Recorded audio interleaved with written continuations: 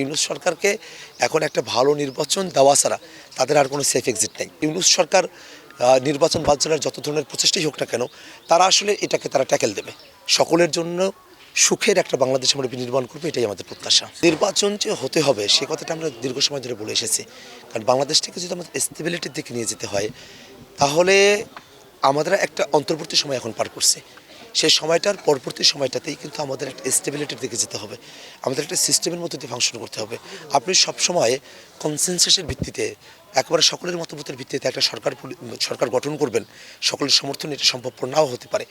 এটা একটা এক্সেপশনাল ঘটনা যে 5 আগস্টের পরে বাংলাদেশের সকল পক্ষ, তখনকার সবথেকে বড় পক্ষ বিএনপি, জামাত, এবং তখনকার সবথেকে যেটা জনগণের কাছে গ্রহণযোগ্য প্ল্যাটফর্ম বৈষম্যবিরোধী ছাত্র আন্দোলন, সকলে মিলিয়ে আমরা কিন্তু সমর্থন দিয়ে এই ইউনূস সরকার সেটাকে আমরা গঠন করেছি এবং তাকে আমরা সমর্থন দিয়েছি।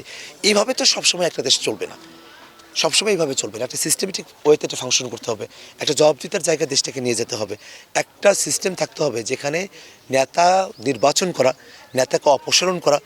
নতুন রিন গভীর থেকে পরিষ্কার করে কাপড়কে রাখে নতুনের মতো উজ্জ্বল। নতুন রিন অ্যাডভান্স পাউডার। নেতা বাছাই করে নেওয়া এবং নেতাকে রিজেক্ট করে দেওয়ার একটা পন্থা থাকবে, এবং তার মধ্যে একটা পলিসি ডিবেটের মধ্য দিয়ে একটা দেশ সামনের দিকে অগ্রসর হবে। সেই জায়গা থেকে নির্বাচন হতে হবে।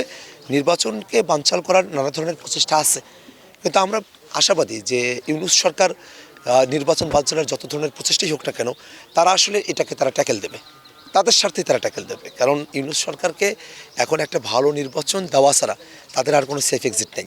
অতএব একটা ভালো নির্বাচন দিয়ে তারা সুন্দরভাবে তাদের দায়িত্বভারটা যতটুকুই তারা পালন করেছে তারা অর্পণ করবে। ইতিহাসের পাতায় তাদেরকে আমরা মূল্যায়ন করব, কোথায় তাদের কমতিগুলোর জায়গা থাকলো, একটা বৈষম্য বিরোধী যে বাংলাদেশ সেটার কতটুকু তারা অর্জন করতে পারলেন। বিশেষত এবার যে গণভোটে সরকার যে গণভোটে হ্যাঁয়ের পক্ষ অবলম্বন করেছে, এই জন্য আমরা সরকারকে ধন্যবাদ জানাই। প্রচারণা চলছে সরকারের তরফ থেকে, যদিও সেটা অপর্যাপ্ত, কিন্তু আমি জনগণের সাথে কথা বলে দেখেছি মানুষ এটাকে আর গণভোট বলতে চান না, এটাকে তারা হ্যাঁ ভোট বলছেন।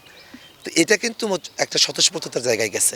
তো সব কিছু মিলিয়ে এখনও পর্যন্ত আমাদের কাছে মনে হয় যে না, নির্বাচনে যে সহিংসতাগুলো ঘটছে সেটাকে যদি আমরা একপাশে রাখি, বাকি যে পরিস্থিতি সেটা জনগণের মধ্যে একটা উদ্দীপনার জায়গা তৈরি করেছে, নির্বাচনে আমেজ ফিরিয়ে নিয়ে এসেছে।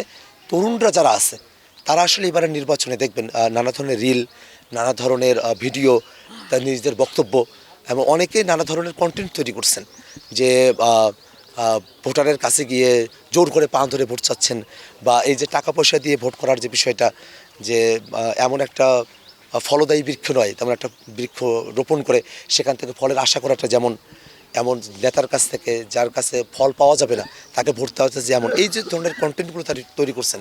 ইয়াংরা, এখানে নারীদেরও পার্টিসিপেশন প্রচুর পরিমাণে, সেটা আমাদেরকে আশাবাদী করে তুলছে।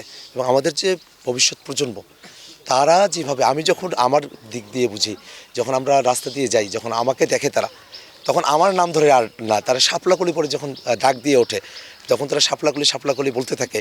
ছোট ছোট শিশুরা, 5 বছর 10 বছর এই ধরনের শিশুরা, আমরা তাদেরকে নিয়ে স্বপ্ন দেখি। আমরা এই সুকান্ত ভট্টাচার্যের মতো করে বলতে চাই যে এসেছে নতুন শিশু, তাকে ছেড়ে দিতে হবে স্থান।